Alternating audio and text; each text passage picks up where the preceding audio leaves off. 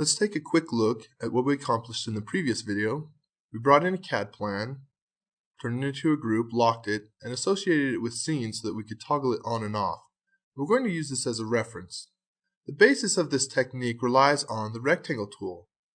Essentially, we're just going to take the tool and trace out the outline of the building. You can do this very quickly by just drawing a series of rectangles that will eventually trace the outline of this house.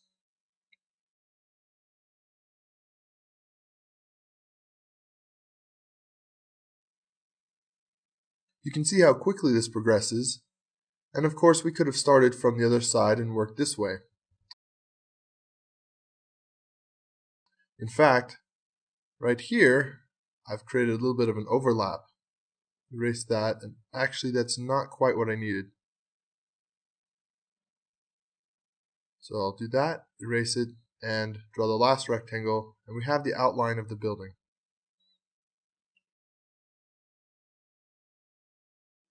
This is one of the reasons why we locked this CAD plan. Now use the eraser tool, and you can quickly go in and erase the extra lines we don't need. Because the plan is locked, we don't have to worry about it being erased. We can turn the plan off, and there's that little area where I goofed, so let me erase those lines as well. But now we have the full outline of the building very quickly and cleanly. We could pull that up if we were creating a massing model, start working on the roof, and there we go. Or, if I undo that, if we wanted a more detailed model and to create some of the inside walls as well, use the offset tool, offset that plan exterior, and use the CAD plan again as a reference. So now we've offset the walls in, and we can pull the exterior walls up and start working on the interior walls. Two things to consider is that you could take and group the model that we have so far so that your exterior walls will be separate from your interior walls. We're going to take this and build it as though our exterior and interior walls are all going to be one. But of course you could do it either way. I'm going to use the rectangle tool again and start tracing out the inside rooms.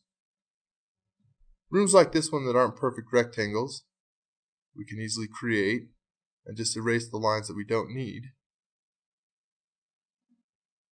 But the rectangle tool becomes a very fast way to create these spaces without drawing them with the line tool.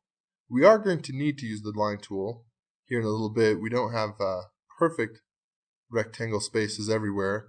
And of course, in your model, if you have arcs and other curved surfaces and walls, you'll need to address those with the arc tool or circle tool as needed. But in general, most buildings and most rooms fall easily within the abilities of the rectangle tool. Now you can see at this point, we've sped the video up a little bit. This took a couple minutes to do, but for the sake of you watching, we've sped it up so that we can progress through it a little bit faster. We still show the whole process. You can see I'm using the scene tabs to toggle the floor plan on and off, show what I have and have not done yet. And it becomes pretty simple to work your way through the building. See what I need to finish off next. Use the line tool and the rectangle tool. Whatever gets the job done the fastest.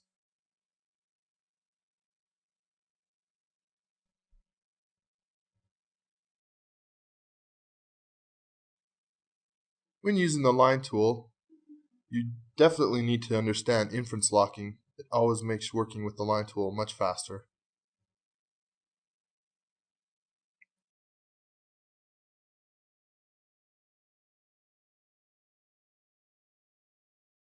And now that we have the interior walls drawn, we'll slow the video back down. And all that's left is to go through and clean it up a little bit. Any extra lines that we may not need. And delete those edges that are preventing the interior and exterior walls from connecting.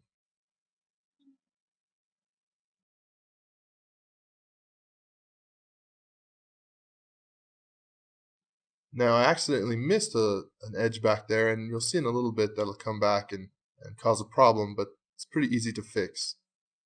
Again, if you were going to create your interior walls separate from your exterior walls, you probably would have grouped the exterior and then be working on the interior, and this erasing step would only be necessary to make sure that your interior walls are all connected properly, but we wouldn't have to connect them to the exterior walls as we're doing here.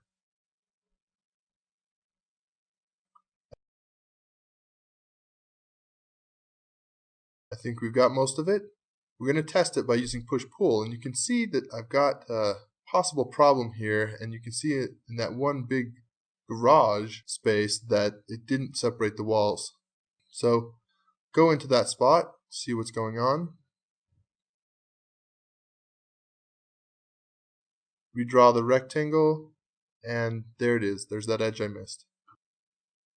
Now as we pull this up, you can see the rooms show correctly, and there we have it. Interior and exterior walls. All created within a few minutes just using the CAD file as a reference plan.